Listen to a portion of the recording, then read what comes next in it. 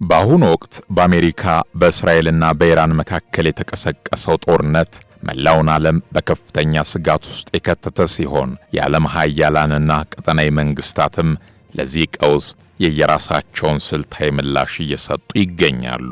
የአትላንቲክ ካውንስል ባለሙያዎች እንደሚተነትኑት ይህ ጦርነት ከመካከለኛው ምስራቅ በስተጀርባ ያለውን የጂኦፖለቲካዊ ሚዛን ሙሉ በሙሉ የሚቀየርና በዓለም አቀፍ ኢኮኖሚ ላይ ከፍተኛ ጫና የሚያሳድር ነው። የመካከለኛው ምስራቅ አገራት በተለይም የባህረ ሰላጤው መንግስታት እንደ ሳውዲ አረቢያና የተባበሩት አረብ ኤሚሬት ያሉ አገራት ራሳቸውን እጅግ አስቸጋሪ በሆነ ሁኔታ ውስጥ አግኝተዋል ይላል የአትላንቲክ ካውንስል ትንተና። እነዚህ ሀገራት በአንድ በኩል ከአሜሪካ ጋር ያላቸውን የደህንነት ጥምረት ለማስቀጠል ሲጥሩ፣ በሌላ በኩል ደግሞ የኢራን ወታደራዊ እርምጃ በቀጥታ በነዳጅ ማምረቻ ተቋሞቻቸው ላይ ሊያርፍ ይችላል የሚል ስር የሰደደ ፍራቻ አላቸው። በመሆኑም እነዚህ ሀገራት ግልጽ ከሆነ ወታደራዊ ድጋፍ ይልቅ ለዲፕሎማሲያዊ መፍትሄዎች ቅድሚያ በመስጠትና የሰብአዊ እርዳታ ኮሪደሮችን በመክፈት ረገድ ንቁ ተሳትፎ ለማድረግ እየሞከሩ ይገኛሉ። በአውሮፓ በኩል ያለው አቋምም በተመሳሳይ ሁኔታ የተከፋፈለ እንደሆነ ነው ተንታኞቹ የሚገልጹት። የአውሮፓ ህብረት አባል ሀገራቱ የእስራኤልን የህልውና መብትና የአሜሪካን ስልታዊ ፍላጎት ቢደግፉም ጦርነቱ ወደ አውሮፓ ሊያመጣ የሚችለውን የኢነርጂ ቀውስና የስደተኞች ፍሰት በእጅጉ ያሳስባቸዋል። ይህም በአውሮፓ ውስጥ የነዳጅ ዋጋን ሊያንረውና ቀድሞውኑ የተዳከመውን የኢኮኖሚ እንቅስቃሴ የበለጠ ሊያቀዛቅዘው ይችላል ተብሎ ይጠበቃል። በተቃራኒው ቻይናና ሩሲያ ይህንን ግጭት ከራሳቸው ዓለም አቀፍ ፍላጎቶች አንጻር እየተመለከቱት ነው። ቻይና ራሷን እንደ ሚዛናዊ የሰላም አማላጅ በመሰየም የአሜሪካን ወታደራዊ ጣልቃ ገብነት በጽኑ ትነቅፋለች። ይህንንም የምታደርገው በመካከለኛው ምስራቅ ያላትን የንግድ ተጽዕኖ ለማስፋትና የነዳጅ አቅርቦቷን ለማረጋገጥ ነው። ሩሲያ በበኩሏ ከኢራን ጋር ያላትን ወታደራዊና ስልታዊ ግንኙነት በማጥበቅ የምዕራባውያን ትኩረት ከዩክሬን ግንባር ወደ መካከለኛው ምስራቅ እንዲዞርላት እንደ ትልቅ አጋጣሚ እየተጠቀመችበት ትገኛለች ያሉም ተንታኞች በርካቶች ናቸው።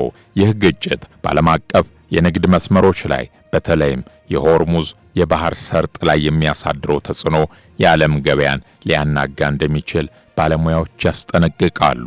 የንግድ መስመሮች መዘጋት ወይም መስተጓጎል በምግብና በኢንዱስትሪ ምርቶች ዋጋ ላይ ቀጥተኛ ባልሆነ መንገድ ጦርነቱ በቀጥታ ከማይመለከታቸው ሀገራት ጀምሮ እስከ ታዳጊ ሀገራት ድረስ የኑሮ ውድነትን ሊያስከትል ይችላል። ይህም ጦርነቱ ወታደራዊ ገጽታ ብቻ ሳይሆን ዓለም አቀፋዊ የኢኮኖሚና የማህበራዊ ቀውስ ዳፋ ይኖረዋል ያሉም በርካቶች ናቸው።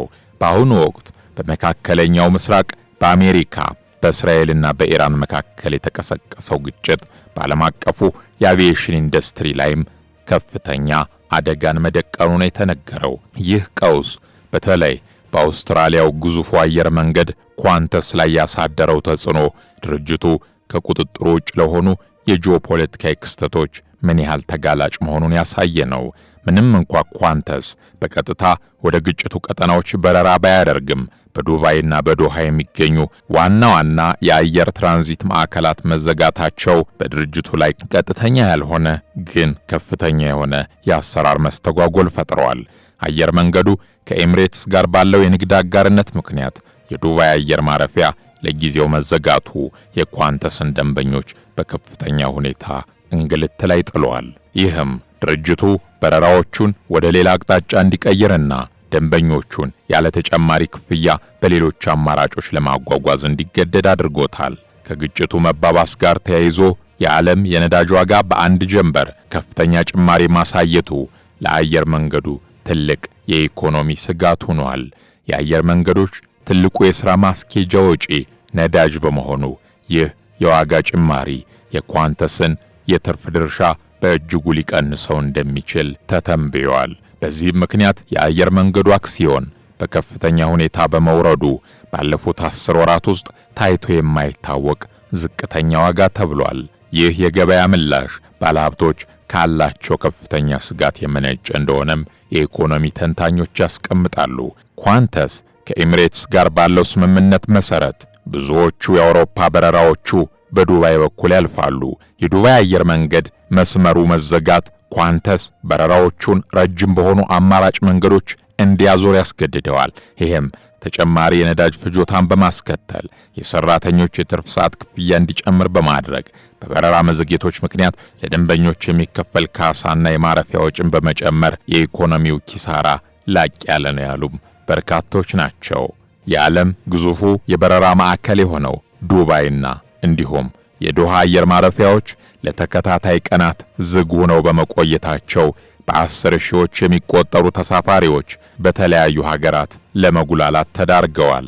መረጃዎች እንደሚያመለክቱት ባለፉት 3 ቀናት ውስጥ ብቻ ከ4000 በላይ በረራዎች ተሰርዘዋል። ይህ መስተጓጎል አየር መንገዶች አውሮፕላኖቻቸውና የሰው ኃይላቸው ባልታሰበ ቦታ እንዲበታተኑ በማድረጉ እንደገና ወደ መደበኛ ሥራ ለመመለስ ረጅም ጊዜና ከፍተኛ ወጪን ይጠይቃል ያሉም በርካቶች ናቸው። በአሜሪካ የአክሲዮን ገበያ ዩናይትድ ኤርላይንስ እና አሜሪካን ኤርላይንስ እንዲሁ የዋጋ ቅናሽ አሳይተዋል።